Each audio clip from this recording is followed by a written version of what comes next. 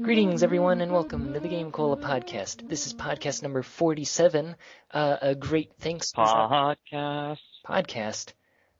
We'd like to thank Sax Dude Malloy for his awesome saxophone cover of the GameCola opening tune.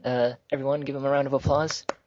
Woo! Yay! Yay! Yeah, Hooray! Thanks. Hooray! A listener actually submitting something cool for once. Hey, they always submit cool stuff, right? Some of them. Like those awesome questions about President Obama and cookies and such. Yeah, golden chocobo. Yeah. Yeah.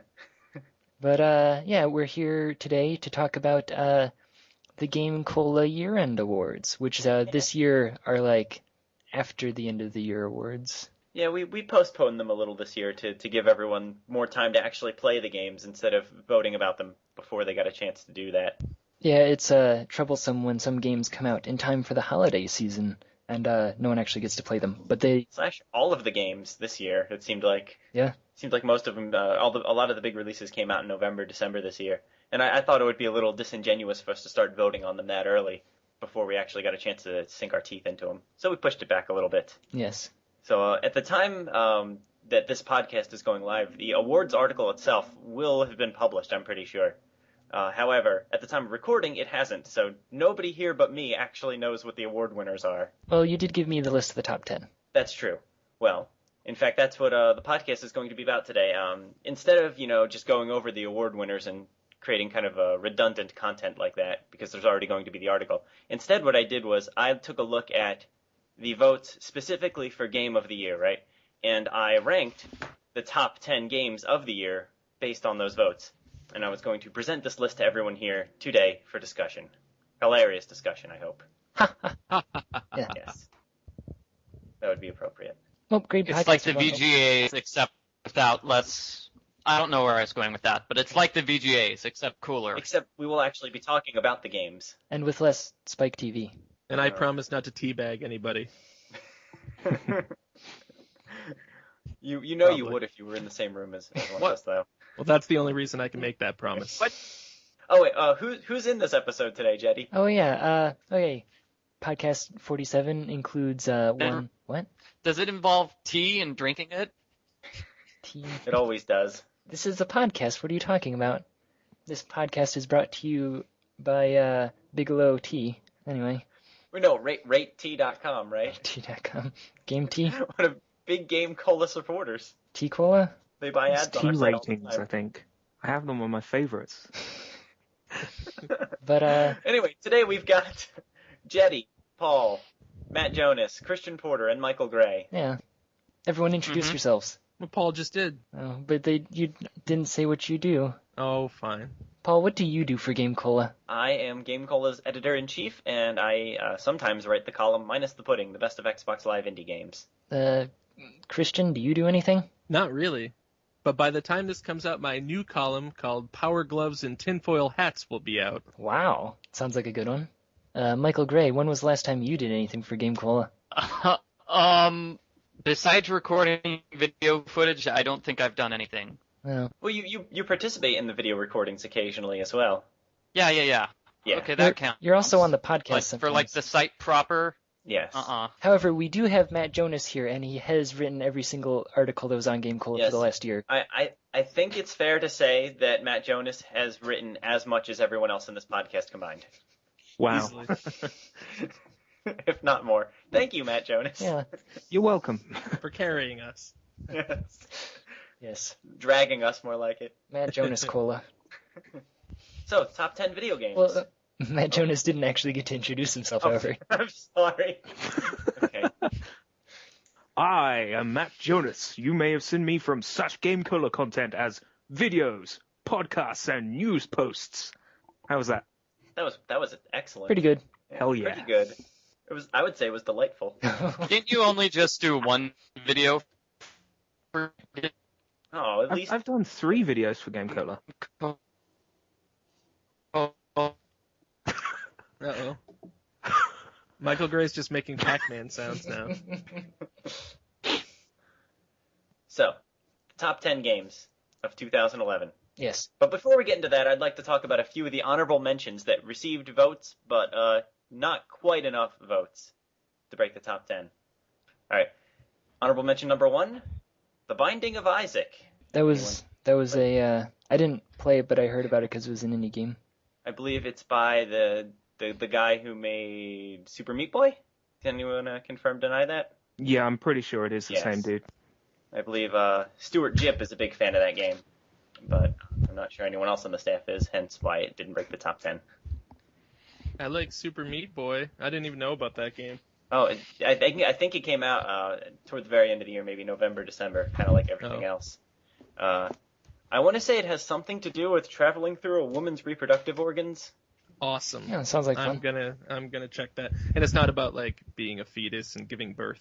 Well, actually, it might have something to do with that also. I'm really not the person to talk about this, but it's a video game and people like it. I'm already intrigued. All right, number 2 on the honorable mentions list, Dark Souls. Whatever that was. That's a really hard I've heard game it was where you very get hard. killed a lot, is my understanding. Oh. Like Super Meat Boy. Except, I think the death in this game isn't quite as fun, because when you die, you have to actually go back and repeat stuff that takes more than 5 seconds. Lame. So Dark Souls, anyone else? Anyone? Nah. No. Okay. And number 3, Little Big Planet 2. Did not break the top Oh, 10. come on. I know. Actually, I Not in played the top 10. I played some of that game actually. I feel like, because I personally did not vote for it for my Game of the Year, and I feel like, in retrospect, I probably should have, since Little Big Planet 2 actually played a part in my wedding reception. I'm not sure what it says about me that wasn't important enough to crack my own top 3, but Yikes. That was the only time I've seen that game, and I have no idea what was going on the entire time. yeah, a lot of people said that. For anyone who didn't read my wedding post, basically, my best man, Matt Gardner, fellow GameCola contributor, programmed a level of Little Big Planet 2 for me and my wife to play during our wedding reception. In lieu of a first dance, we did a first game instead. Wow. So that was I awesome. wish I did that. That's pretty sweet. But I can't speak for anyone else, but the reason I didn't vote for it was because while it was an excellent, like the game itself was an excellent set of new Little Big Planet levels, like it really just felt like, to me, kind of a DLC pack to the first game. A very long DLC pack, but it didn't really feel like a new game. I felt that it added a lot of things that needed to be in there, a lot of new construction tools. But apart from that, it didn't really do anything new. Yeah. It wasn't groundbreaking. Yeah, what I heard of it, it was going to be this massive, amazing new thing, and everything's going to be new, and it seemed minimally different. Good, So, but minimally yeah, different. Exactly. That doesn't necessarily make it a bad game. I mean, Little Big Planet 1 was our Game of the Year, the game it came out, so more of that is not a bad thing, but just wasn't enough, I guess. All right, those are the honorable mentions. Number 10. This is one I had to actually do a tiebreaker for. I had to call a vote of the GameCola board of directors to figure out what number 10 was going to be. What was number 11? Or well, I guess that was one of the That honorable would mentions. be Binding of Isaac and Dark Souls. They were tied for number 10. Little Big Planet 2 did not even make the tie. Yikes. Yeah. But we held our vote, and the winner for number 10, Star Wars: The Old Republic. Oh. Oh, hey. Yeah. That's an online game, right? It is. It is an MMO by the creators of Star Wars: Knights of the Old Republic. I beta tested that, and it was a really neat version of World of Warcraft. But other than that, it was World of Warcraft. And I just got grossly bored with it. How long did it take you to get bored of it? An hour. Ouch. Huh? They told me next week, they were like, hey, we selected you for beta again this week, and I said, no thanks. No. It's rough. Yeah. I have my only experience with the game is being mildly disappointed that it wasn't KOTOR 3. Yeah. which I'm probably not the only one in that category. I What would does have that much preferred mean, that. KOTOR? Knights of the Old Republic. High fashion. Oh, okay. I really wish it just needed more fashion options. It needs to be Maybe more two in that respect. couture. Yes. But no, Knights of the Old Republic 1 and 2 were a couple of action-adventure RPG games that came out in the 2000s, based in Star Wars. Very story-driven, lots of emotional choices you had to make, and generally very fun games. So, personally, I have no interest in MMOs, so I was kind of upset when they were working on this instead of the third one. But that's just me. It's number 10 best game of 2011, so it must just be a couple of us. Yeah. Well, let's see if any of us have played number 9. Number 9, all right. I have no idea. I'm going to preface this by saying I have no idea how this game got on the list, because I have no idea who on the staff actually plays this sort of game. Gears of War 3. Hell yeah. Well, okay, I can justify it. at least we have someone on the podcast who knows about the game. Thank goodness. For such an adventure game heavy staff, I found that very surprising. So Matt, tell us why this game is so wonderful. Well, I really like the Gears of War series for the cooperative aspect, being able to play it with other players, especially those who are in the same room as you. And although, as far as I'm aware, you can still only play it 2-player, it was such a great campaign with this remarkable story that just kept you through it. The only problem being that it petered out near the end and there was a few characters who killed themselves that didn't need to.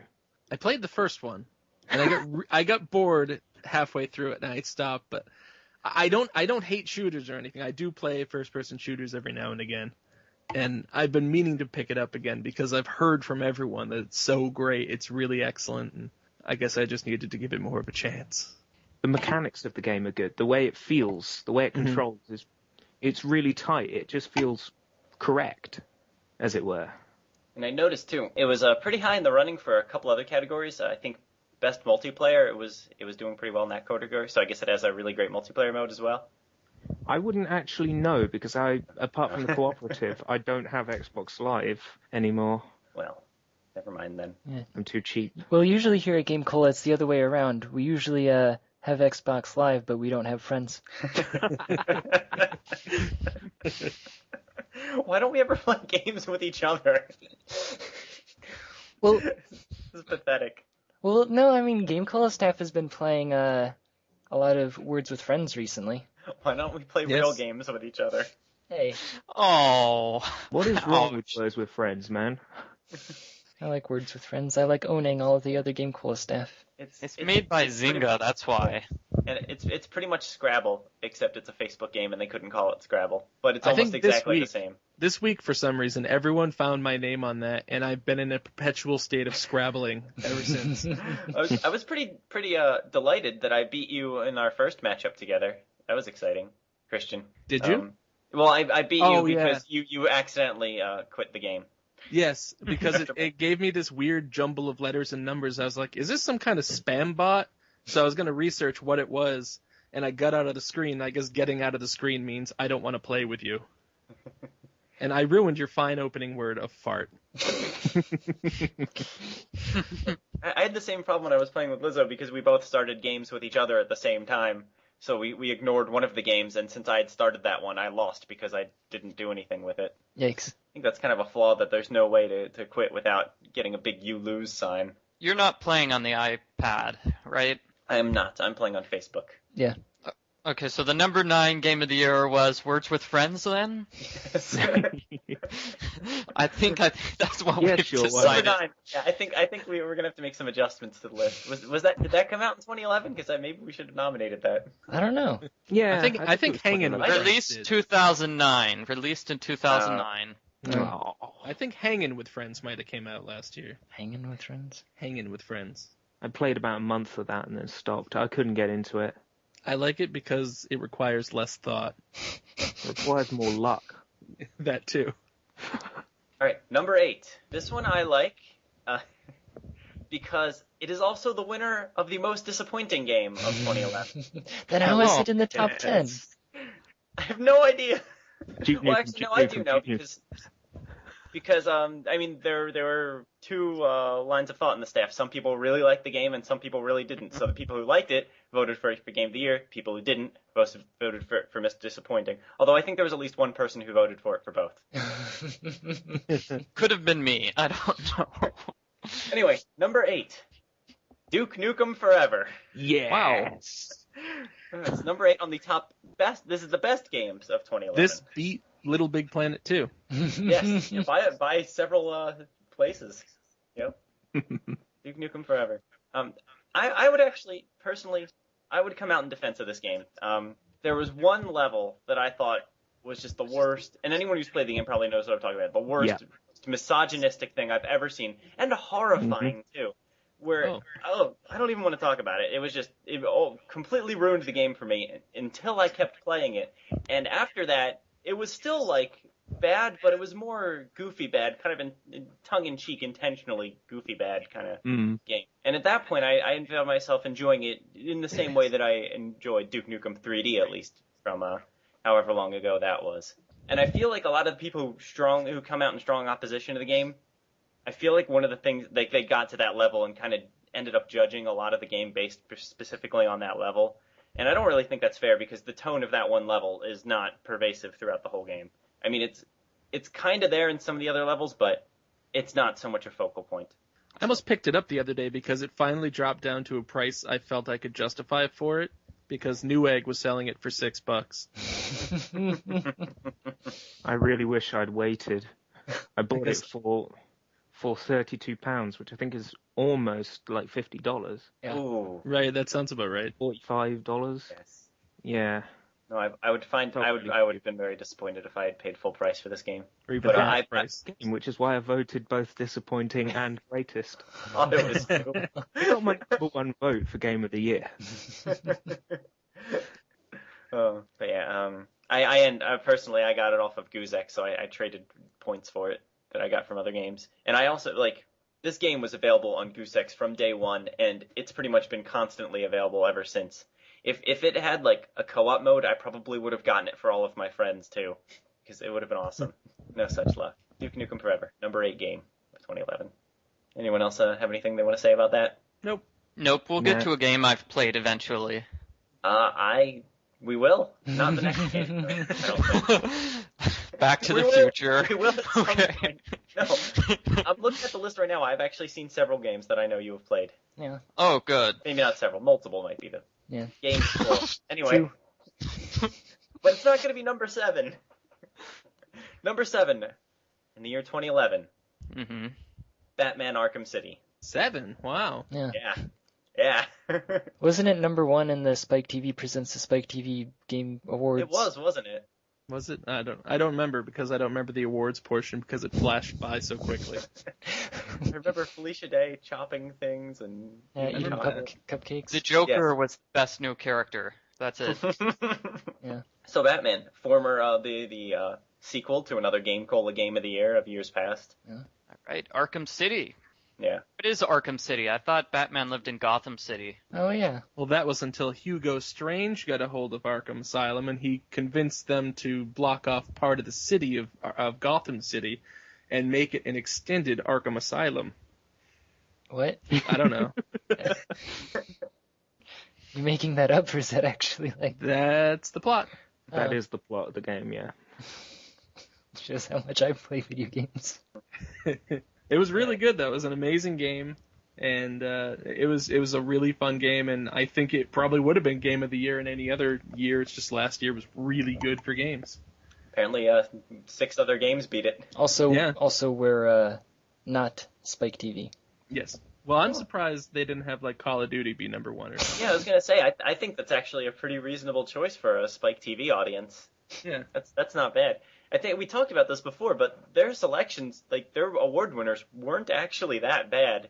It was just the presentation was like there was not a worse way they could have possibly done that. Well, I think they kept just a bunch not of people who mentioning the awards actually at all. played a video game or two in the boiler room of their studios, and they were like, "Toil, work, put together your lists, nerds. We're gonna go make teabag jokes and boob jokes." The teabag joke was so hilarious that they had to do it twice.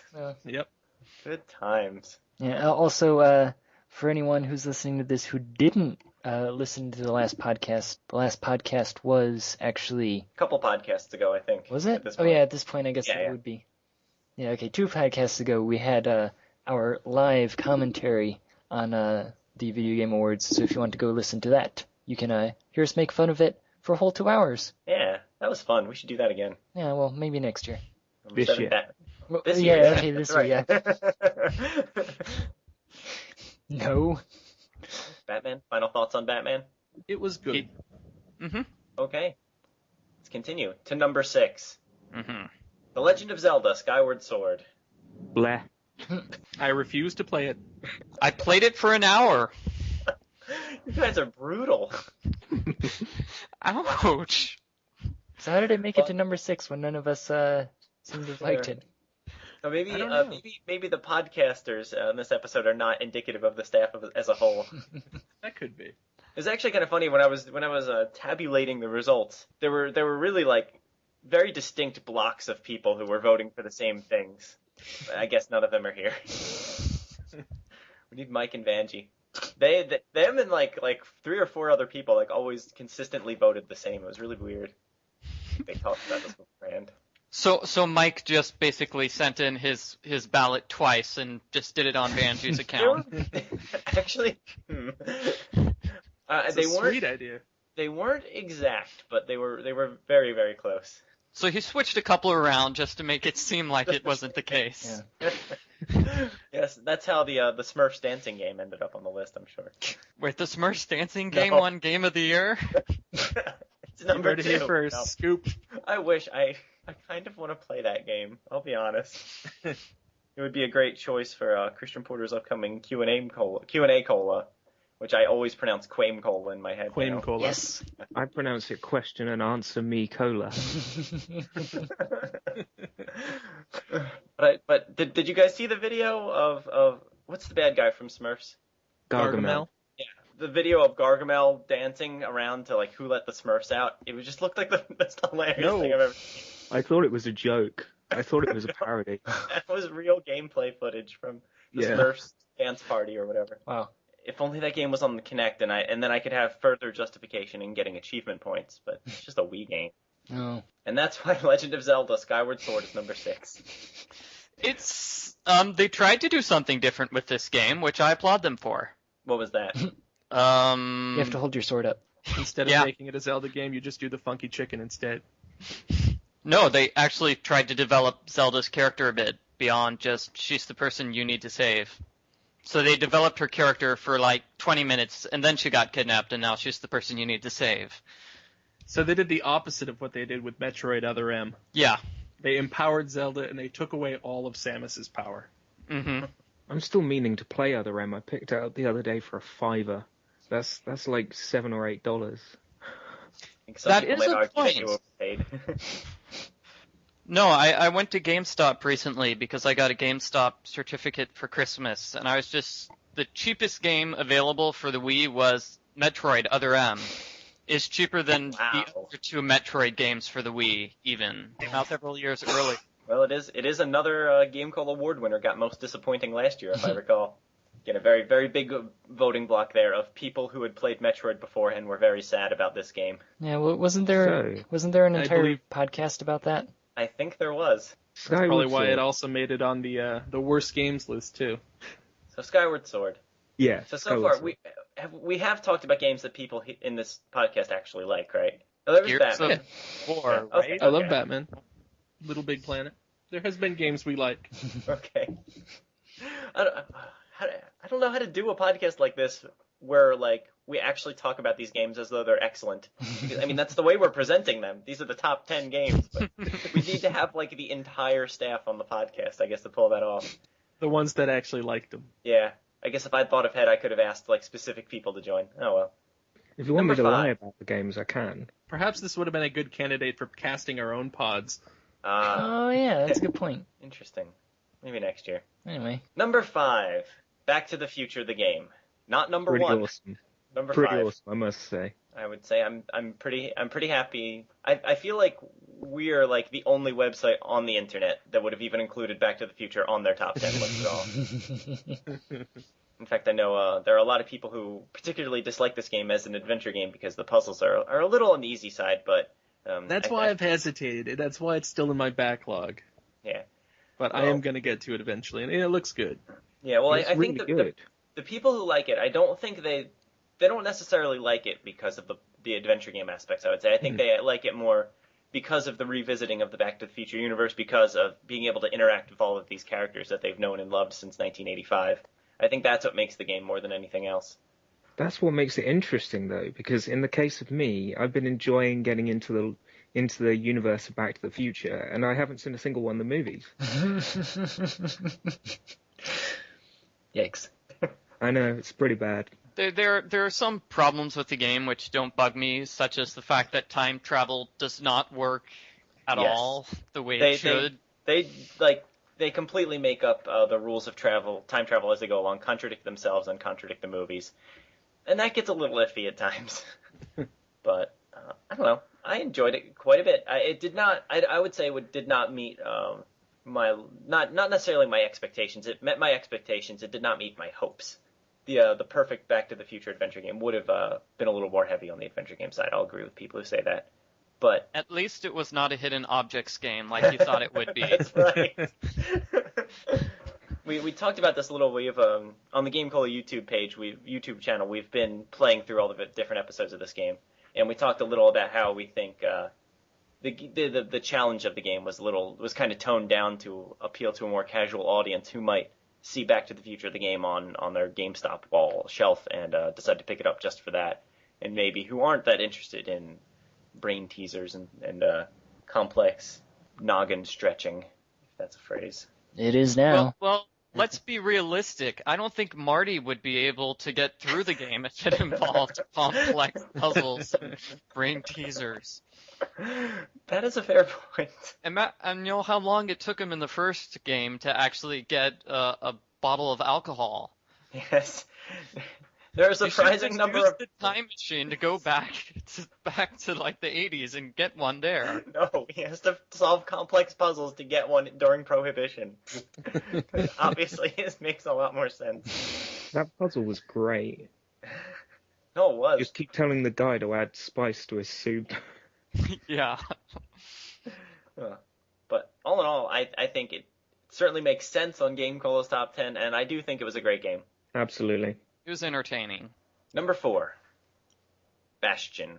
Oh, Sebastian and, wait, no. No. Yes, Bastion and Ariel. Yeah. Is this a sing-along? Well, it's a Kingdom Hearts spin-off, actually. Oh. Where you play as them, but it doesn't really have anything to do with the Disney series at all. They're just the main characters. Oh. So yes, Bastion. Bastion, actually. Is he telling the truth or is this a joke? I can't tell because I've never heard of this game before. No, that was me being a little bitter about the path that Kingdom Hearts games as of late have taken.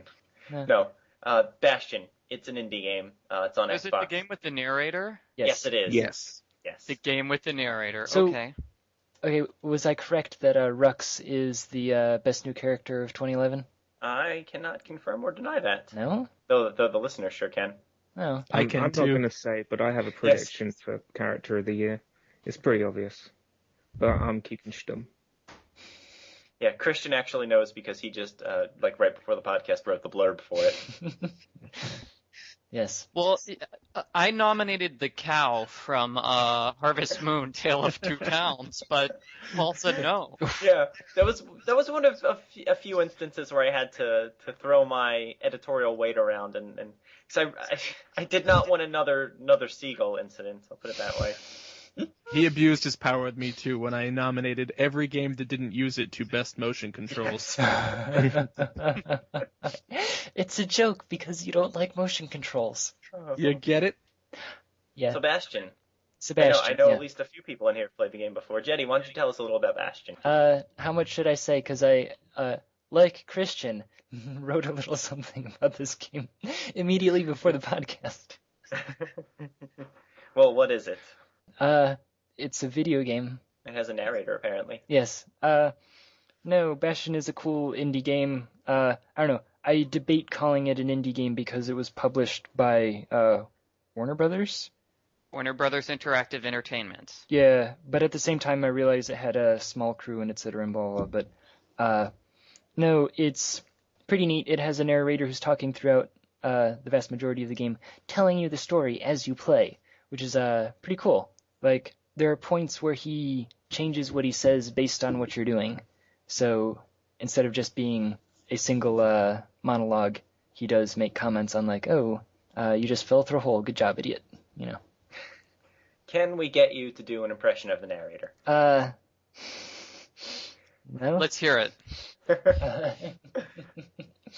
I don't know, mumble something the kid. That was perfect. I don't know, I did like where he commented on me bashing stuff up in the beginning of the game. Just, if you start randomly flailing around once you get the hammer, he's like, the kid just kinda, flails around for a while. Did anyone else, did anyone else play the game? I played it, but I didn't really like it. No? No, I didn't. Why not? I played it a bit. The main reason I bought the game was the narration, because I saw the trailer they released like a year ago, and I just thought that was the greatest thing I'd ever seen. But I didn't find the gameplay or the story that interesting. I'm not one for stories where it just seems like it's intentionally vague because it's trying to kind of appear deep, but there just is no depth. They just want it to seem like it's deep, and I was kind of getting that impression for Bastion. But I also didn't play the whole game, so maybe it does get a little more involved. So that part kind of bored me, and I don't know. I just didn't really get into the gameplay that much at all. Yeah, that's the one thing I struggled with when I voted for the game as most innovative, because the gameplay isn't really what's innovative about it. Like, it's a decent game for what it is, but that's not like where the innovation was. And so I struggled with that, but at the same time, I thought that the points that it did have were pretty cool. I will say that it's not the only game in 2011 that came out that has that style of narration. No? No. Wait, there are others? It's possible that this game was influenced by Bastion, maybe, or at least influenced by previews of it. But there was a game, a Kinect game called The Gunstringer that came out. Okay. I'm not sure when, but it kind of had a similar live narration thing where it both narrated what was going on in the game and then occasionally tailored narrations to what your character was doing. But I will give Bastion all the credit in the world for doing it first. Well, speaking of narrators, I think one of my favorite parts of Fire Emblem Path of Radiance for the GameCube was the narrator, even though the narrator doesn't appear until the last 30 seconds of the game. What? I'm just throwing it out there. Just at the very end of the game, they just throw in a narrator to narrate what happens to all the characters in the past, in the last minute or so of the game. And he does such a great job of narrating. I'm like, why wasn't this guy there throughout the entire game? Well, now you have a game that does that. Cool. Yeah. Yeah. For the Xbox Live. And it'll kind of make fun of you whenever you're dying. Is it on PC? Feels like it should be a PC game. Okay. It is. It is. Thank you. PC. Possibly PlayStation also. I only played it on Xbox. So anyway, yeah, that was number 4, Bastion. And at this point, we're getting into the point where we're at the awards that lots of people voted for these games. So surely one of us should like them. Yes, exactly. Hopefully. I'm pretty sure that the next 3 each have at least one person in this podcast that liked them, but we'll see. Okay. Number 3. And this is another game that is probably not appearing on too many other websites' lists, but it's such a GameCola game that there was no way it wasn't going to appear on ours. And it's Ghost Trick by the developers of Phoenix Wright, Ace Attorney. Oh, yay! Oh. Yeah. That explains a lot. There's a new Phoenix Wright game coming out, right, Paul? That was just announced this morning, actually. Again, not really breaking news by the time the podcast goes up, but Ace Attorney 5 officially announced just this morning. Wow. And that was all they announced. And that was literally all they announced. And I did hear it was posted on GameCola that it's starring Voldemort. It could star Voldemort. We're not sure. No, that was just a cheap joke at Apollo Justice's expense. Called him He Who Must Not Be Named. Now I just named him. Oh, ouch. Yeah. But anyway, Ghost Trick. No. They released more information, actually, from this event. They showed off one of the characters they cut out of Ace Attorney Investigations. I think, Paul, you'll like this. Her name is Inikua. I don't know how to pronounce her name. Inukai Ruka. a girl who only opens her heart for dolphins, forcing Edgeworth to become Wait, friends with what? dolphins. What? Oh, And they cut her out of the game. Oh, Why? and they included Kay Faraday? Yes, they cut out the girl who was the dolphin lover, Took out the dolphin whisperer? Man. forcing Edgeworth to become friends with dolphins. There weren't any dolphins in any of the cases. That's just fan art waiting to happen. Edgeworth riding majestically on a dolphin? I mean, draws itself. The sunset in the background. Maybe And they shirtless. released a couple of pictures of, Phoenix Wright versus Professor Layton. It's just Yeah. Phoenix and Maya on a plane going to London, though, so nothing And too a couple pictures of the just announced HD port, iOS port of Phoenix Wright, where Maya totally has a excited very for that. strange looking chin. now I got me an iPad. Yeah, I'm totally up for that. I'm sure that'll be great. It But just that has makes nothing you to do with wonder- number It makes 3. you wonder why they didn't do, HD when they ported the games to the Wii. If they had an HD port of the games in the works. Well, they probably didn't at that point. They're extremely lazy, Capcom. They just exported it to another company. They didn't do it themselves. At least I'm pretty sure that's what happened with the Wii version. If there's one thing they like to do, though, it's re-release and re-release and re-release. Okay. Exactly. But Make yeah, you pay for the HD later. They haven't yet announced when Ace Attorney 5 is coming out, if it's coming out in the US at all, which I think might be debatable, considering that they have 2 other Ace Attorney games that are not coming out in the US, at least as of right now. They haven't announced who. Rain on everybody's parade. They haven't even I'm announced just, the name of the game or who the main character is, and you're like, I want a release date. I'm just trolling for negative Rizzy Man comments, I'll be honest. Okay, so Ghost Trick Phantom Detective. That was very nice game. Ghost very Trick, yes. Number somewhat- 3. gameplay. Very, very nice. Yeah. Good characters. Great characters. And Character of plot, the year. the plot line was definitely one of those games where it's like, okay, I'm gonna stop as soon as I get to the end of the level, but then there's this humongous twist at the end, and then I have to play to find out what happens next. And then I end up staying up until 2 in the morning. I think Ghost Trick was well received, I think, by the casual games audience. Was it? Let me see. I think they actually released it for, I've mentioned this a couple of times, but they have video games at my local public library, and they released Ghost Trick, as soon as it came out. Wow. What else did they release? Camp Rock, The Final Jam. Ooh. Oh. I was going to say, maybe they're intentionally including more games in this program that are story and text heavy, but you just disputed that. I just disputed Yeah. that. There goes that idea. That would actually be a really cool thing for them to do, to include lots of visual novel games and Phoenix Wright games, stuff like that. Sega CD FMV games. Yes. Yes. Yes. So they Some released Sewer Shark, perhaps. let me see. Final Fantasy, The Four Heroes of Light, Mario vs. Donkey Kong, Miniland Mayhem, and You're just destroying my Pokemon favorite Soul game. Silver.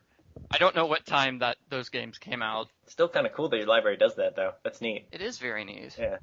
Even if most of the games are like Camp Rock, The Final Jam. I bet they have that Smurfs game. I can look it up now. Well, at least that would mean you don't have to buy it. Yes. 10 games match, no, 10 titles match Smurfs. Oh, these look like DVDs though. South Park, the complete 13th season. What does that have to do with the Smurfs? It's a little known fact that all of these South Park characters are actually Smurfs. Oh. No, apparently there's an episode called Dances with Smurfs in that Oh, there you season. go. And that's where the game came from. Okay, so what's number 2 then? Number We've 2. talked enough. We've Yes. avoided talking about Ghost Trick long enough. We tried. I liked Ghost Trick quite a bit too. I have trouble remembering the specifics because it came out in January. It was the But- plot twist at the end of the game that I really disliked yes. when they Oh, you disliked that. when they I haven't beaten it yet. revealed when No. they revealed Don't the say it. true- Oh, They revealed that they were all Smurfs. I know. That was cool. Oh, hold on. I'll cover my ears. No, it's fine. Michael won't spoil Okay. it, right? how do you pronounce that character's name though? Sissel? Sissel. Sissel, so it rhymes with missile. Sure. I love Missile. But I This thought missile- the gameplay was like you were briefly talking about earlier. The gameplay was really interesting. Like you play as a dead person, you're a ghost, and in each level there's a specific goal you have to accomplish, and you do that by possessing different objects in your environment. And, you have to possess things in a row, like, to get to them. Like, you have to possess something that's near to you at all in order to move to something that's farther away from you. And it's just really interesting the way you have to interact with those objects and get them to do what you want to do. I don't know. I thought it was really cool and interesting, and I'd never seen anything like that. I think some of the idea behind that was that if you die, it's not supposed to be a bad thing. Okay. It's like they weren't trying to punish you if you end up losing the challenge. It's like if you lose the challenge, you learn something new about how to solve the challenge. That didn't work that way for me. I was still pretty frustrated every time I lost. Was I the only one who died several times on purpose just to see what would happen? I didn't do that. Oh, okay. Well, that explains it then. I remember That's why I thought the dying aspect was cool. There was one puzzle where I, for the life of me, could not get the timing down. I had to do it 20 times, and by time 15, I was getting a little annoyed with the game. Is that the one where they were driving a huge piece of chicken that went crashing through a window? That one, I always died on that one because I had no idea what to do. Yeah, that's Ghost Trick. Any Phoenix Wright fans who were listening to this, which is probably everyone who was listening to this, I recommend you check the game out if you haven't already, wholeheartedly. Number 1 and 2. As I was tabulating the votes as new votes were coming in, these two were almost neck and neck the entire time. And in fact, the game that ultimately won only won by 1 or 2 persons' votes. So they're almost interchangeable. But number 2, The Elder Scrolls V, Skyrim. Oh, that was my number 1. Boring. That's an RPG, right? Is it part of a series? Yeah. It is the 5th one. Yeah. Oh, okay. Well, that explains, because I've never heard of Skyrim before, and then all of a sudden it came out, and then everybody was talking about it. It's the 5th Elder Scrolls game. The 4th one, Oblivion, came out a few years ago, I think. Oh, I've heard of Oblivion. What's that? Yeah. That's I don't know what these games are. Is that also an RPG? Yeah, It well, is. they're all first-person RPGs. Yes. Western style. Yeah, Oh, so it's Final Fantasy America style then? yeah. Well, I mean, there's not turn-based combat or anything. It's Yeah. from the first-person perspective, and you're pushing A to hit something with your sword and pushing X to shoot magic at it, that kind of thing. Pretty much. No menus for combat, anyway. You actually use your mouse Aw. to swing your sword and stuff. It's kind of cool. Oh, they could totally port that to the Wii. That sounds just like Zelda Skyward Sword. Well, I feel see, on the Wii it would take 8 discs. I played the first least. two. I One played disc is just glitches. I played Arena and Daggerfall, which were the first 2 Elder wow. Scrolls games. And Arena was actually pretty awesome at the time because whoa, you're using your mouse, and the way that you move your mouse is the way that you move the sword, dude. And horrible 3D. Oh. But I don't know, it was cool. I've only really followed the series back to Morrowind. Mm-hmm. But I like that, and I got addicted to it, and I got addicted to Oblivion. Skyrim is just infinite. There's so freaking much I can do, and so much time I can just kill on it. Well, see, the same thing was kind of said about Daggerfall when that came out. I remember trying to get to the end of the world. I went to the furthest north town and then just started running north. And eventually I did just run into a wall, because it has generated maps for all of the space between towns and stuff. So you can, as well as going to travel and clicking and it telling you, oh, well, it took you 5 days to get here, you can also actually walk, except that it will take you, hours and hours of playing the game to actually walk that far. So I found, because I actually have played Skyrim, and I find that some of the most fun I have in the game is just from getting to point A to point B. I tend to get kind of bored, and I think this is a lot of people's experience too. I tend to get kind of bored with the actual quests, but when it's just me, wandering around, exploring, finding caves, finding vampires that need to be killed, I enjoyed that quite a bit. Yeah, I have 100 hours into it, and I think I've done 3 or 4 quests on the main quest line. And I just screw around doing all the side quests and just nothing quests, just stupid things, going around blowing up deer. I do find that the scope of the game to be almost overwhelming at times. I'll just sit there and be like, what do I do? There's I have 8 side quests to do, and there's more. Every 8 if person you're I talk lucky. Yeah, 8, I know. Every person I talk to has something else they want me to help them with. Be self-sufficient, you losers. I don't think that I've ever played Daggerfall in all the times that I've like tried to play the game. I don't think I've ever played the actual story of the game. So It took actually like I think 4 years for me to finally beat Oblivion, to beat the main quest of Oblivion, because I kept getting sidetracked after like hour 300. I'd just be like, you know what, I'm gonna go play another game now. I've never once played a game for that long. Sadly, that was like my third playthrough, and they were all like 1 and 200 hour. That's amazing. So I played it for like probably 500 or 600 hours. Sounds like Skyrim comes highly recommended by the GameCola staff. thanks. It was very, very good. All right. And number one, this is GameCola's Game of the Year. It's not going to be any surprise to many of our listeners who have already read the article. Phoenix Wright. You don't know Jack. And Hector Badge of Carnage. that was actually one of the honorable mentions that I didn't mention. How is it an honorable And it mention wasn't. if it's not mentioned? Honorable unmentioned. We don't want to mention that game. Unmentionable honor. So, but I'm going to say that most of the people in this room probably also know what this game is at this point. I would say so. There's really only one thing left, and that is Portal 2. Oh, I've heard of that. Yeah, I've heard of that game. What? Game of I the haven't what? played it. Portal. You're joking, right? Yes, no, I'm not joking. I haven't played it either. It's I- probably for a system I've never heard of. Well, I've heard of the Xbox. I remember very vividly when we got an email from Valve asking if we wanted to cover the pre-release, or not the a preview event for Portal 2. And I turned it down yeah, because I I've tried never to heard of it. I've tried so hard to send you to it. You wouldn't do it. Portal 2. Was that the one I ended up going to at PAX? No, this was one around E3 time. And, Yeah, okay. E3, yeah. So as Michael being our only Californian correspondent, I tried to. But apparently California is like a really big state. So he wasn't actually anywhere near it. Like he was. No. supposed to I have family there. I could have definitely spent the Why weekend didn't with you, them. You monster. Because I don't want to go and see some game I've never heard of. Oh yeah, right. I seem to recall you saying too you didn't want to go see some first-person shooter, Yeah. which of Because all the- every single game I haven't heard of is a first-person shooter. That's basically what this list has told us. to your To be credit, fair, it is first person. You do shoot portals, so no bullets though. no bullets. Well, not that you're shooting anyway. So Portal 2, Game of the Year. This I was just this don't- was my vote. I just don't see how it could be Game of the Year. You don't think so? No. Why not? It's great, and it builds upon the first one quite a lot, but I always felt that the first Portal game was just a tech demo. It just showed off, oh yeah, look what we can do, and then that's it.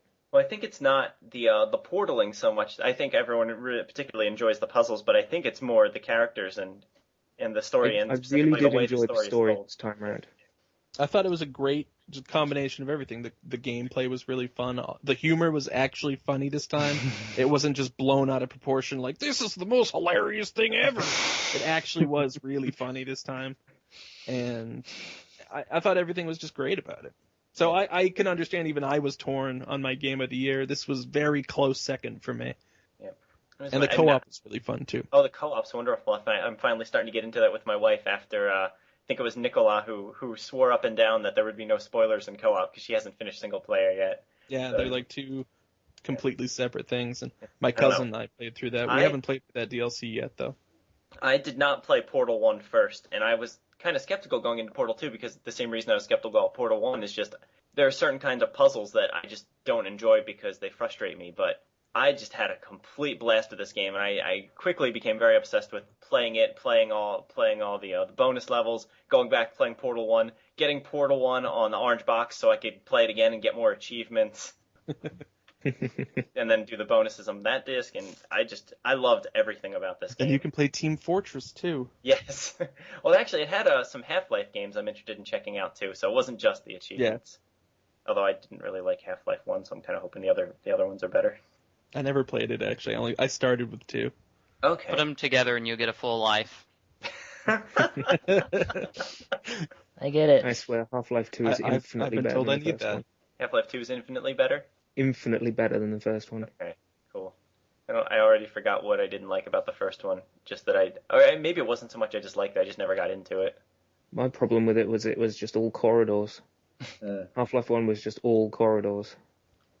So Portal 2, Game of the Year. Yeah. Game of the year. This is so unceremonious. No. Okay, let's do a drum Game roll. of the Year!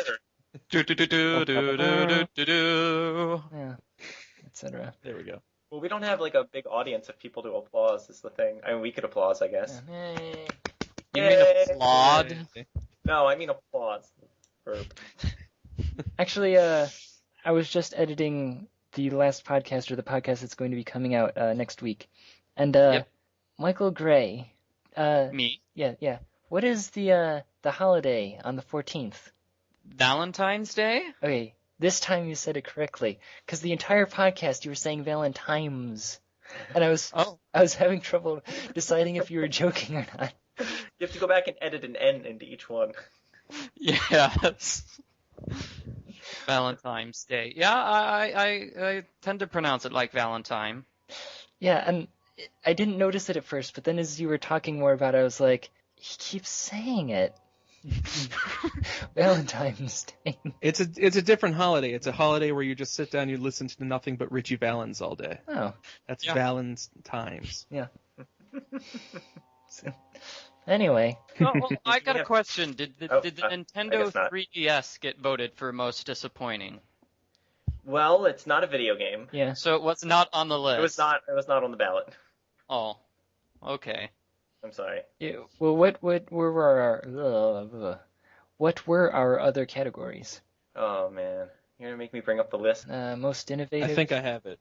Oh, I can find it. Yeah, there was quite a number of. Yeah, categories. well, we added a new one this year, and we added a couple new categories last year too, and didn't axe any of them. We had a lot. We have best licensed game, remake or re-release, use of motion controls. Really? New, Yeah, New nobody character. seemed to like that one. I for one loved it. Best new character, most innovative, best story, most disappointing, funniest, best new peripheral or accessory, best multiplayer, best indie game, best PC game, best console, best portable, best downloadable, and staff member of the year and game of the year. So, best peripheral, was that the boat? No, it was No. Michael Jackson's Sparkly Gloves. Which actually was on the ballot. Michael's not making that up. Oh, wow. Yeah. And it actually received a number of votes. What happened to the boat, or was that last year? Well, I there think was that was last year. Well, actually, there were two boats. Believe it or not. Well, last year had the game boat, and this year Nathaniel at least attempted to nominate something that claimed to be the Wii Canoe. But upon further, like it was at some gaming convention. I'm not sure where people were playing some sort of Wii Sports knockoff in an actual canoe that appeared to have holsters for Wii remotes in it. And bloggers all over the country decided to call that the Wii Canoe. But upon further research, all I could find were blog posts about this event from people making fun of it, and no actual mention of this thing being sold anywhere. So I couldn't put it on the ballot. That's such a shame. Yeah. I'm really torn on the Portal of Power though, and the peripherals Yeah. from Skylanders. Like, part of me thinks it's really cool for kids to be able to get toys, and then they stand them up on that thing, and the toys in the game. And another part of me thinks, what a scumbag thing to do to make you go out and buy like these $10 figures that you put on this thing just to unlock Yeah. something that's already in your game. You know what would make it is if you could use any toys with it. That would be awesome. Then I could have like Lion-O on there, and I'm Thundercatting around. That would make that so much more better. Wow, more better. Nice. Or better. The grammar cast. Better. Betterer. Better. Thank you. Hope you have a betterer Valentine's Day. Yes. So, best licensed game, Madden 2011. Madden? Oh, Madden was not nominated. Oddly.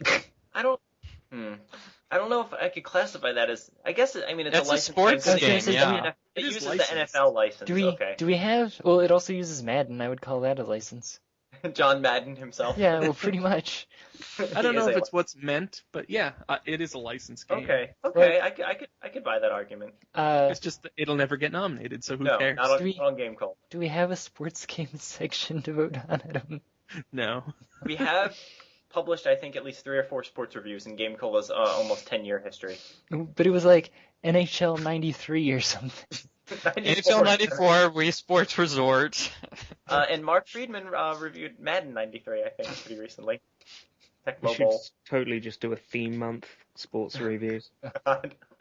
We would lose all of our readers. Maybe that should be our April Fool's Day thing, where we all just do sports all over the place. Yes. But now you've said that, everyone will know. Yeah. Oh. Cut it We'll out, cut Dave. it from the podcast, yeah. No, I was thinking either that or everybody writes a review of Maniac Mansion. Just have everybody on staff write about Maniac Mansion for April Fools. I was actually thinking almost the same thing, but every article should be about the Nintendo game Nuts and Milk. Just because I think that's the weirdest name for a game. What? Such a thing exists? There is a game called Nuts and Milk. I'm firing up Google now. Wait, nuts in milk or nuts and Nuts milk? and actually N' milk, Oh. I believe. It's totally crappy, but it just has a weird name. Actually, Booby Kids is probably a weirder name. The box art for the MSX version looks ugly. But that would be a good adjective to describe the looks game. like a giant egg with a strawberry. Yep. No, an apple on its head. PC games.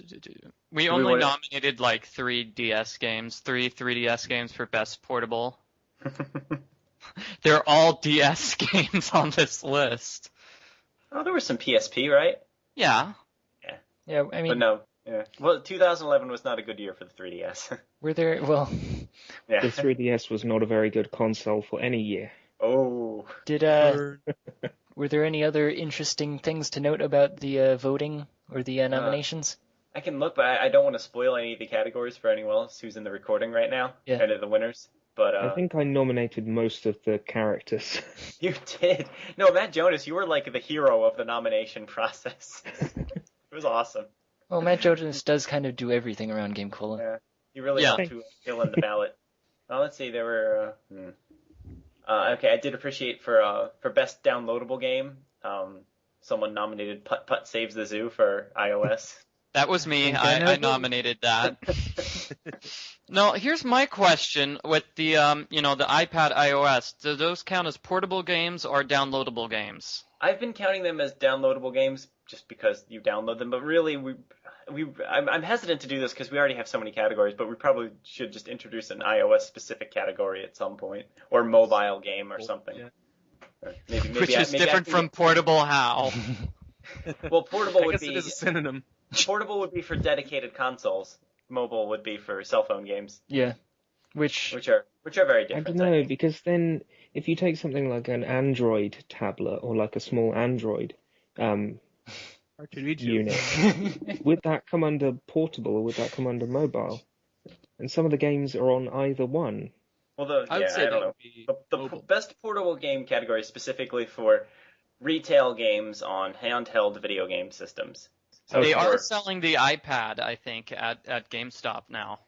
Yeah, but I mean, it's for games that you buy on a disc for a video game system. Okay. The downloadable category then is for games that are just digital releases for either video game consoles or for your iOS devices. Okay, so what about DLC? Where does that? We don't have a DLC category. We should Okay. totally have a DLC We category. should. We The didn't. most rip-off DLC of the year. I was actually debating that maybe we can have an article that had like a superlative award kind of thing where it's like Mark Friedman wanted to do best use of beards, for example, in a video game, stuff like that. I think we should send up our own Game of the Year awards. Yeah, maybe we should. Best beers of the year goes to the Seven Dwarfs and Connect Disneyland Adventures. I hated that game so much. I thought you loved that game. No, I was going to love that game. I was ready to love that game, and then I didn't love that game, and it was my choice for most disappointing, and I kind of wanted to rig the vote so it win, but only one other person voted for it. Surprisingly, Why didn't you it was like not it? enough to defeat the juggernaut that was Duke Nukem Forever. Ugh, that game was just the worst. There was nothing about that game that made me feel like I was in Disneyland. It was a game that made me feel like I was waving my arms around in a digital reproduction of Disneyland. Granted, the reproduction was very nice, but when I went to the actual rides, it was like, hey, now you're in Connect Adventures. Isn't that awesome? This has nothing to do with anything. Have fun. What? Just a massive, like the whole point of the game was that it was supposed to be like going to Disney World, or at least it was in my head. It was supposed to be like going to Disneyland from the comfort of your apartment, and it was just like playing a mini game fest with an open world environment. It was just awful. So your problem was that there was games in it rather than making you sit around and watch a big like. If it was a game about me sitting on It's a Small World and just looking at stuff, it would have been my game of the year. Just like video footage of Mr. Toad's Wild Ride. Yes, that would have been so great if they included like classic rides. Dude, I think that's still at Disneyland, but it's not at Disneyland. It still is at Disneyland. It still is at Disneyland. I can confirm. You'd only be happy with a Disney World game if you were standing in a queue for ages. Yeah. Yeah. I will say that's a fair point. I don't actually know what the Disneyland or Disney World game would have to do to make me happy, but whatever it is, this game did not do it. Well, like, when I lived in New York, there was like a local amusement park that we would go to, and one of the rides was you sit and watch basically a ride. You don't actually go on a ride. You sit and watch a movie of a ride. There was one of those in Theme Park on the old consoles. There was like this giant spaceship they'd climb into, and then it just wobbled back and forth, and it played a video. Well, I mean, there are, that's a popular thing to do if you go to like Disney World or anything, or Universal, is that they actually will have rides where like you go into a box and the box moves around as you're watching the video. But this was literally like the Ellen DeGeneres dinosaur ride at Disney World. Universe of Energy. I hope that's still around. I'm going to Disney World this spring. Better stuff. Yes. It is. Or at least last time I went, that was like 3 years ago. Okay. I think it's still there. Well, it probably is now because Ellen's like way more popular than she was. But sadly, the Back to the Future ride was destroyed. Was it really? Oh, you didn't know that? Yeah, they got rid of it. They put the same thing in. It's just The Simpsons now, and it's awful. Oh, it's been that way for a few definitely years. not making a stop at Universal then. Jeez. I know, it's heartbreaking. Ugh. But no, the ride I'm talking about was literally like you just walk in and you watch a movie. There was absolutely nothing at all. Is it Mission to Mars? Because I know there was one where they showed like the Earth getting smaller on the floor and the moon getting bigger on the top, on the ceiling, and that was the whole ride. No, this was just like you were watching a roller coaster.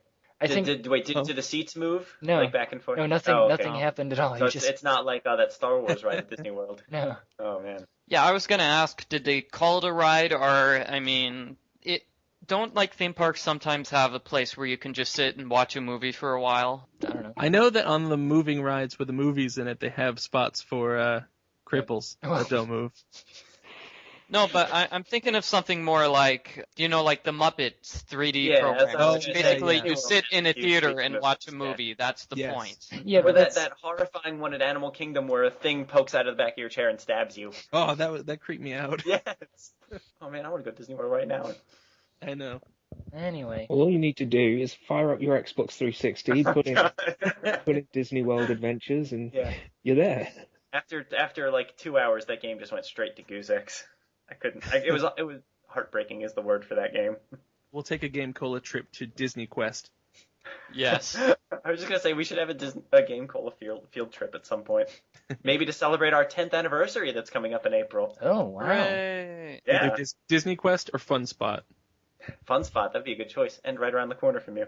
Anyway. So I think we're about done with this podcast, are we? Or we're about done. Something else I just noticed scrolling through the list of nominees, that half the games for Best Game of the Year were also most disappointing. Yes. I've seen Backman, Arkham City, Brink, or that wasn't...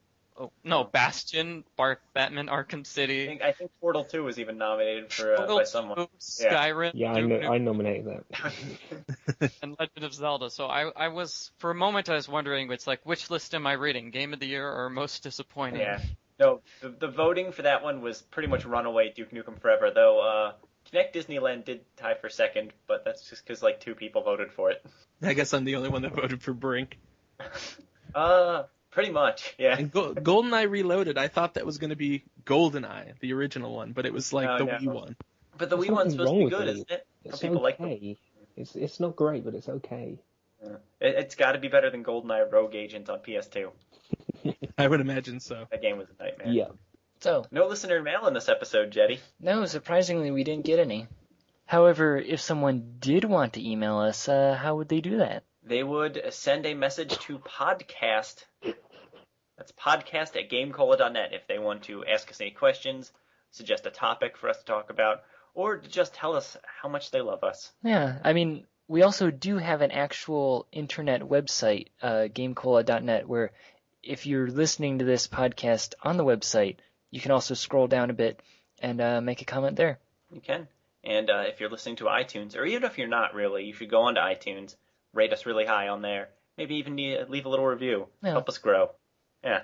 Of course, most of you are probably watching this on YouTube. You can always leave a comment on the YouTube video. Yep. And I read every one. I'm not sure anyone else does, but I do. And I sometimes read the comments on Ace Attorney. Apollo Justice. That's your own video. Yeah.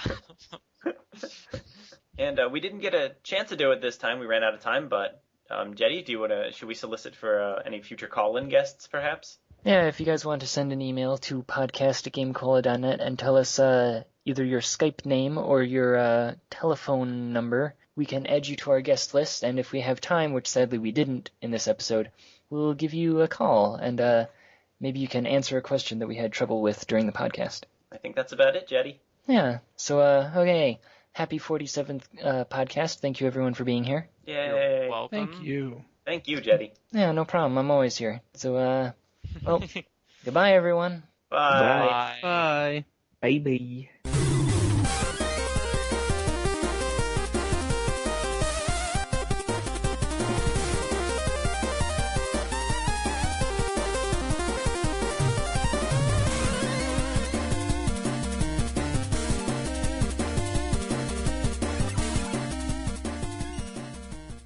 Now, number wonderful. Ugh.